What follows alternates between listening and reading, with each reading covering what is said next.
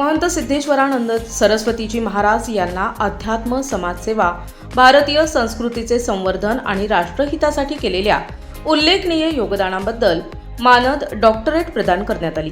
या सन्मानामुळे धार्मिक, सामाजिक आणि आध्यात्मिक क्षेत्रात आनंदाचे वातावरण निर्माण झाले असून विविध स्तरातून त्यांचे अभिनंदन करण्यात येत आहे।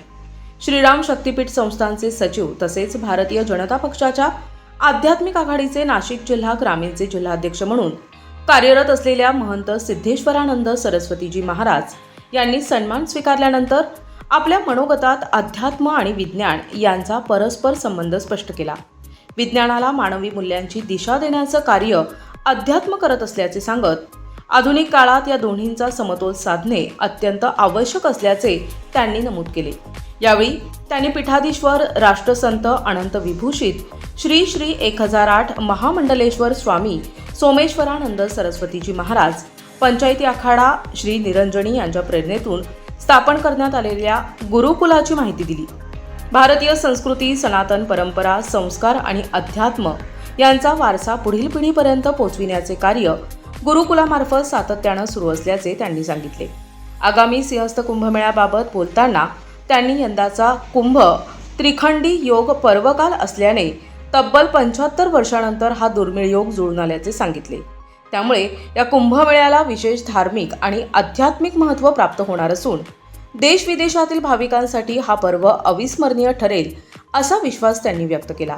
महाराष्ट्राचे मुख्यमंत्री देवेंद्र फडणवीस आणि कुंभमेळा मंत्री गिरीश महाजन यांच्या मार्गदर्शनाखाली सिंहस्थ कुंभमेळ्याचे विविध नियोजनात्मक कामांमध्ये सक्रिय सहभाग घेणार असल्याचं त्यांनी स्पष्ट केलंय। भाविकांसाठी सुरक्षितता, निवास, वाहतूक, आरोग्य सेवा, स्वच्छता आणि अन्य मूलभूत सुविधांचे प्रभावी नियोजन करून कुंभमेळा अधिक सुयोग्य आणि शिस्तबद्ध पद्धतीने पार पाडण्याचा प्रयत्न राहील असे त्यांनी सांगितले। प्रयागराज कुंभमेळ्याच्या धर्तीवर आधुनिक सुविधा आणि प्रभावी व्यवस्थापनाचा अवलंब करून नाशिकचा सिंहस्थ कुंभ देशासाठी आदर्श ठरेल असा विश्वास व्यक्त करत त्यांनी हरित नाशिक उपक्रमात नागरिकांनी सक्रिय सहभाग घेण्याचे आवाहन केले।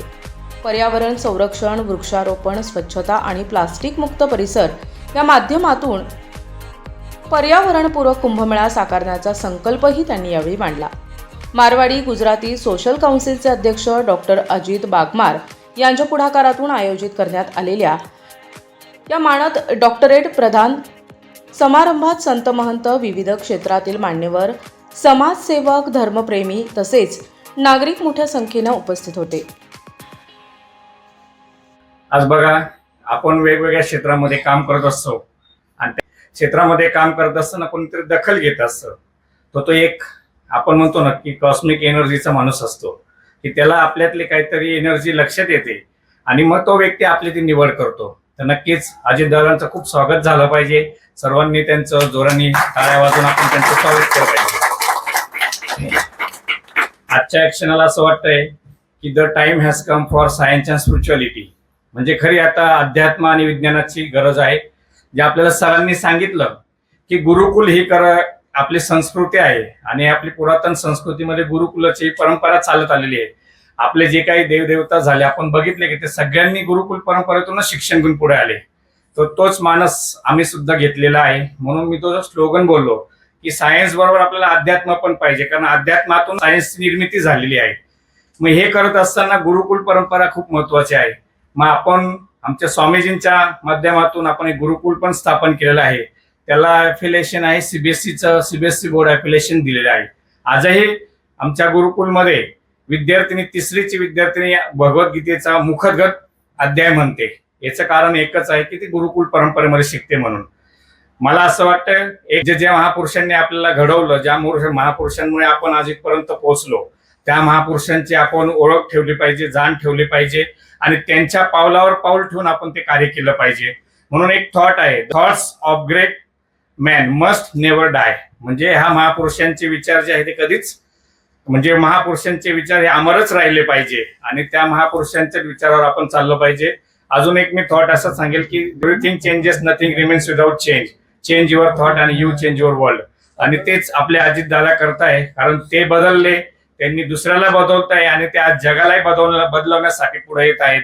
तर नक्कीच त्यांचं आपण स्वागत केलं पाहिजे आज हा खूप खूप छान असा कार्यक्रम, सगळे डॉक्टर आहेत, जेवढे पुरस्कारार्थी आहेत त्या सगळ्यांचं खूप खूप अभिनंदन आणि असेच कार्य अजितदादांकडनं पुढे घडत राहो हीच ईश्वर चरणी प्रार्थना.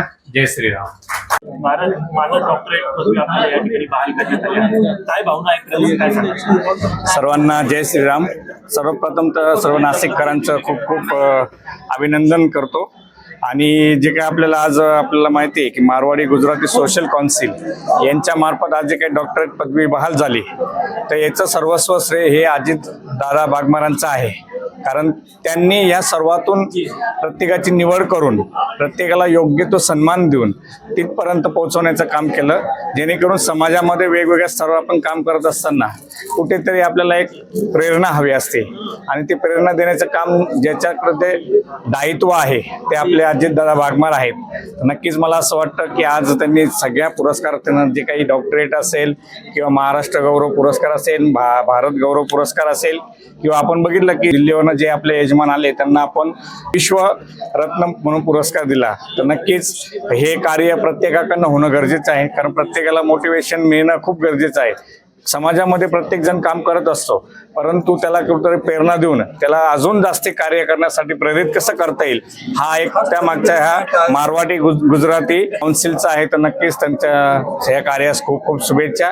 भविष्यात त्यांच्याकडे असेच उज्ज्वल कार्य होत राहो आणि वेगवेगळ्या क्षेत्रातल्या मान्यवरांना डॉक्टरेट असेल, पुरस्कार असतील हे प्रदान करण्यात येईल. जय श्रीराम. आजच्या तरुण पिढीला अध्यात्माच्या ह्याच्यातून काय संदेश द्याल? मी आता मगाशीच माझं ज्यावेळेस बोलणं होतं की आजच्या पिढीला गरज आहे, तुम्ही काही थॉट बोललो होतो, the time has come for science and spirituality.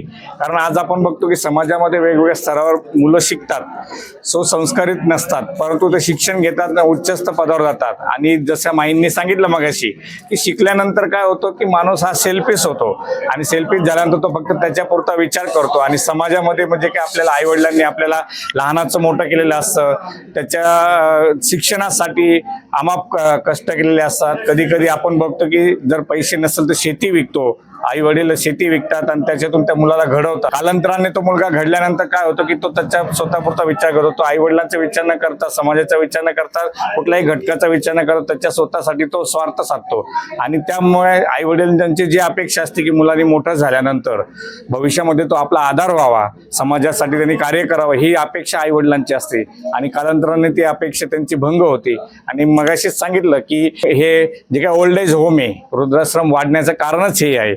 तुम्ही बघा, शेतकऱ्याच्या मुलाचे आई वडील ओल्ड एज होम मध्ये नसतात, परंतु जो चांगला शिकलेला आहे त्याचे मुलं त्यांचे आई वडील ओल्ड एज होमला असतात. हे यामागचं कारणच हे आहे की मुलांनी आज प्रेरित व्हावं, संस्कार घ्यावे. आणि जसं की साहेबांनी मगाशी सांगितलं की गुरुकुलच्या माध्यमातून पुढे भविष्य घडवावं, संस्कार मिळावे आणि ती पुढे पिढी जी आहे तो सुसंस्कारित व्हावी आणि आध्यात्मिक आणि वैज्ञानिक पण व्हावी.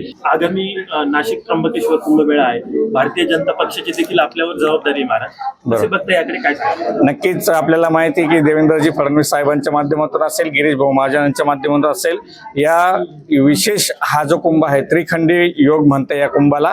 3 वर्षामध्ये तो कुंभ गेलेला आहे. आपण बघत असाल की 26 मध्ये ध्वजारोहण आहे, 27ला जे का आपण आता अमृत स्नान म्हणून संबोधलं आहे ते अमृत स्नान आहे, 20 मध्ये ध्वजा अवतरण आहे. तर हा 75 वर्षानंतर आलेला हा योग आहे आणि हा योग त्रिखंडी योग पर्वकाल असं SL म्हणतात. आणि आपल्याला माहिती असेल की देवेंद्रजी फडणवीस साहेबांच्या माध्यमातून, गिरीश भाऊंच्या माध्यमातून आज आपल्या नाशिक जिल्ह्यासाठी एक विकासाचे पर्व म्हणून घेऊन आलेला हा कुंभ आहे.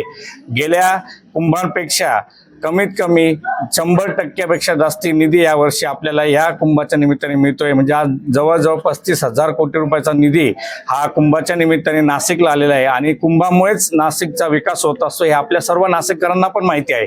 आणि इथून पुढे किंवा इथून मागे पण त्याच पद्धतीने विकास झालेला आहे. तर जास्तीत जास्त येणाऱ्या भाविकांची सोय कशी होईल, त्यांना निवारा कसा मिळेल, अन्नदान कसं होईल आणि येणाऱ्या भाविकाला कुठल्याही अडीअडचणीला तोंड न देता जो काय हा कुंभ आहे, जसं आपण प्रत्येक वेळेस म्हणतो की प्रयागच्या धर्तीवर हा कुंभ होणार आहे, तर त्याच धर्तीवर कुंभ होईल आणि त्याच पद्धतीने आयोजन नियोजन सरकारचं चालू आहे. पर्यावरण पूरक आणि स्वच्छ कुंभमेळा होण्यासाठी समाजाची भूमिका काय असणार आहे? समाजाची भूमिका अशी आहे की जे काही शासनाच्या वेगवेगळ्या योजना आहेत, जसं की वृक्षारोपण आपण बघतो की हरित नाशिक म्हणून आता जे काही गिरीश भाऊ महाजनांचं एक ड्रीम प्रोजेक्ट आहे, तर त्या प्रत्येक प्रोजेक्टला जर नाशिककरांनी जर सपोर्ट केला, सहकार्य केलं, तर नक्कीच आपला जो काही पर्यावरणपूरक जो आपण कुंभ म्हणतो तो नक्कीच आपल्याला बघायला मिळेल. भाविकांनी कुंभमेळ्यात येताना कुठल्या काळजी घ्यावा? भाविकांनी येताना आपली जी काही आपण ज्यावेळेस घरातून निघणार आहोत, तर आपल्याला माहिती आहे की आपण वाहनातून येणार आहोत, तर कुठल्याही पद्धतीने जास्ती गर्दी न करतात.